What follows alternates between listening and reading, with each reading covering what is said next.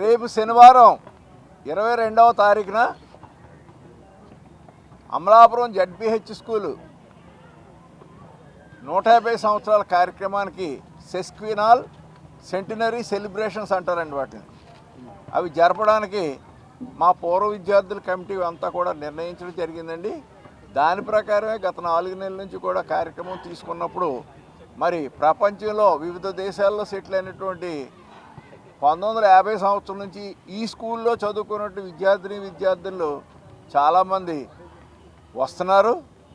అలాగే ముఖ్యంగా ఆ కార్యక్రమాలన్నీ అయిపోయిన తర్వాత మరి వారందరినీ కూడా సన్మానించుకునే కార్యక్రమం కూడా ఉంది. అది అయిపోయిన తర్వాత భరతనాట్యం ప్రోగ్రాంలు అవి పెట్టుకున్నాం సార్.